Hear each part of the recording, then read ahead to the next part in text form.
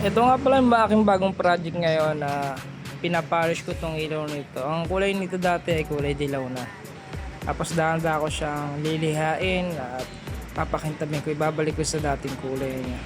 Kung sa nakikita nyo ngayon na pini-sprayan ko yun ng shampoo para dumulas yung liha. Tapos dahan-dahan ko lang siya lilihain.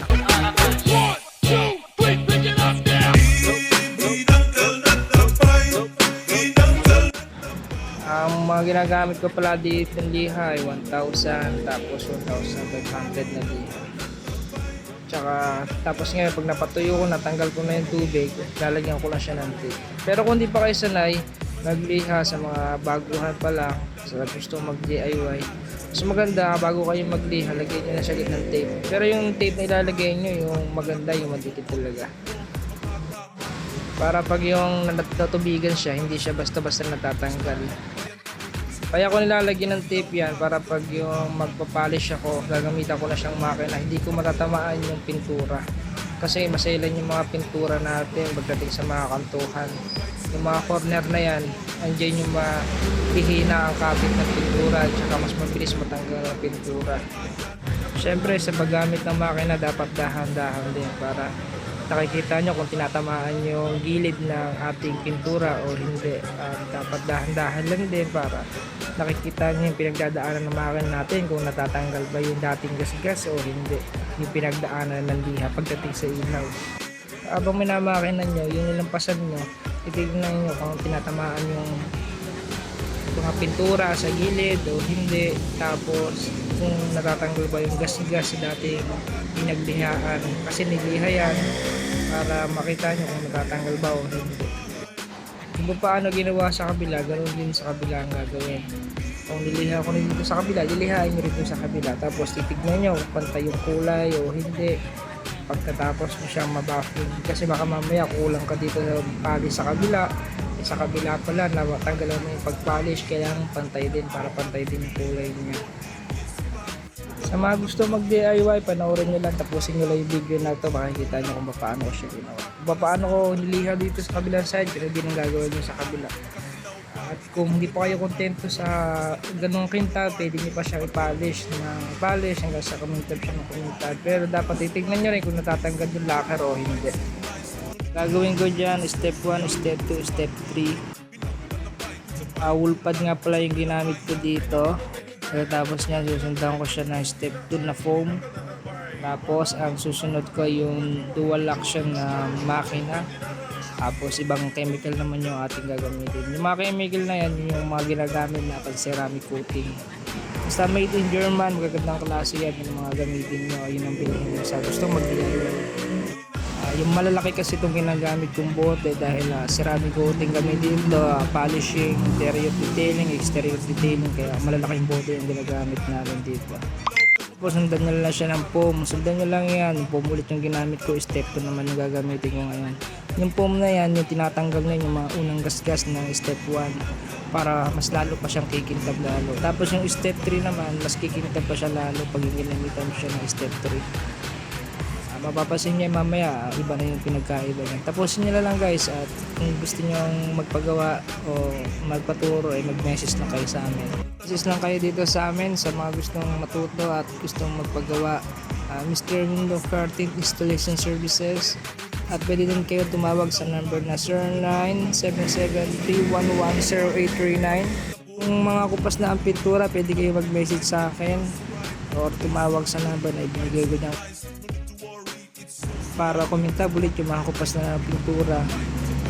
At sa mga bago naman sasakyan, pwede nyo rin yung galing dito sa amin. Gagawin namin dyan, ceramic coating namin, ibabuffing muna namin, paint correction bago siya i-ceramic coating.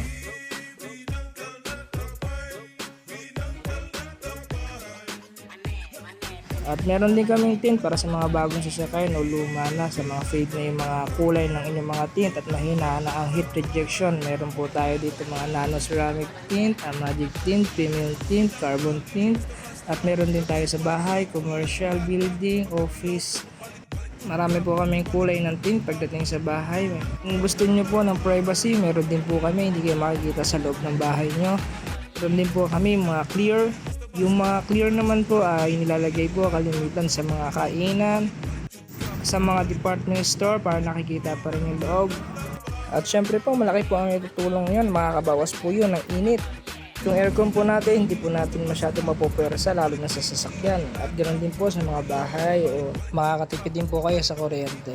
Hindi masyadong presado yung aircon natin.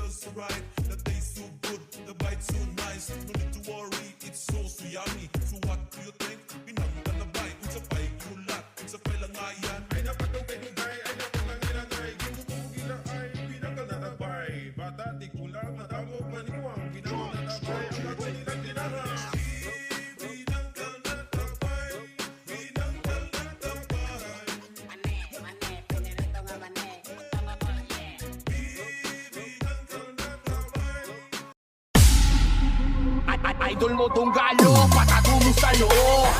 Malamang meron na namang iiyak pag nilabas ang track na to. Anong aasahang bisbak sa inyo? Puro mga wak kayo. Tunggalo sa kalam, tunggalo sa kalam, tunggalo sa kalam, tunggalo sa kalam. Walang respeto sa una, itong mga puta nagkakapati pa sa puro mga baksura. Sinagwal ang mga dagang walang kawala, puro daga. Kaya mga walang nagawa ang napala. Di na tumayo sa pagkadaba, walang palang. Lunukin mo ang aking dinura, tingina ka. Ang dami mong alam, chismosong gangsta, puro ingit sa katawan. Hindi makaabante, kaya na pag-iwanan. Tatablain niya ang lahat ng umangat sa samahan. Sobrang bobo mag-isip, turkak kung dumikit. Halos sa tundong ng pinakamalupwet. Kupal sa ibase, burak sa personal. Matalas na utol, kaya di na virusan. Wala kang silbi, puro reklamo, puro mali ang sinilit ni Gago. May pagkatao, pero ang totoo, idol mo dunggalo, patago mo sa loob. Malamang meron na namang iiyak pag nilabas ang track na to. Anong aasahang bisbak sa inyo? Puro mga wak kayo. Tunggalo sa kalam, tunggalo sa kalam, tunggalo sa kalam, tunggalo sa kalam. Walang respeto sa una, itong mga puta nagkalagpati pa sa puro mga basura.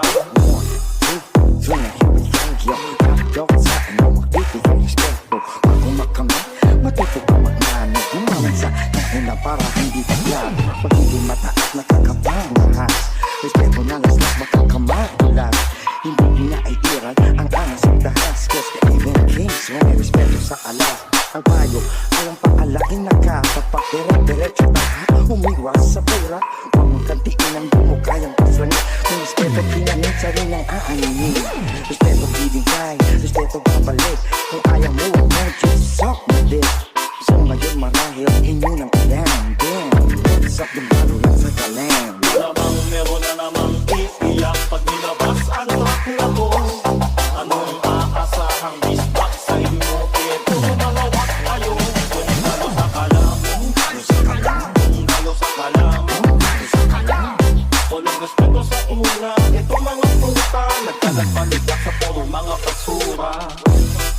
Ulaga, sa mga ulaga napagbahala sa mga tirang nakabantay sa lakay na nakabilat dun sa baba. Ang respeto ay para sa mga tunay na alas. Yung rekote ng gawa para sa isang kong ina na malubong. Sinungaling ulubong na wala ng patunay na baka natakon na wala. Yung hirap ng iba sa musika nilang dala. Alam na magilat dito ng tiskatin ang mapabago ng era na pera-pera sa yung rupang tuka. Puro kabig ano ka, makapadan mo ka. Ang respeto ay binibigay na lang nila sa murang halaga.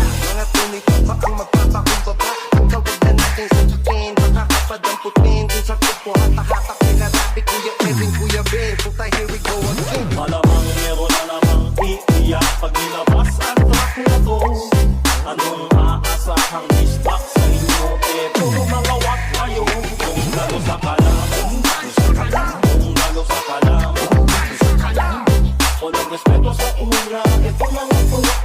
Nagkalat ka sa puro mga basura. Sumunod ka muna bago ka sumuwag. Mga salitang kailangan ko sa aking paglalaki. Isang patunay, nakatagal aking pinahintay. Tagay ko ang respeto na siyang nagsilbing tulay. Kakibat, ang tapang, pusok titinabi. Kinamitan pa na leg, ninaeg sa uleg. Di pa silaw, sa layaw, ilaw nito kape. Marang itinarak sa puso ang pagkante. Bumuduran ang para, singaw ng baba. Gusto lang nagpapatao, ayan ang laba. Ayan na nga ba, o bakit pa ka? Masyado nang matay ngayon tapang kapana. Huwag kang umasa, lahat sa tema. Sistemang may dispasin paroon sa meta. Putot ay hila, na milya-milya. Malayo ang tayag ng saranggola ni Kuya. Malamang meron na namang iiyak pag nilabas ang bakla ko. Anong aasahang disbak sa inyo? Puro mga wak kayo. Kung galo sa kalam, kung galo sa kalam, walang respeto sa una. Ito mga puta, nagkalat sa puro mga basura. DG Jobberg Remix.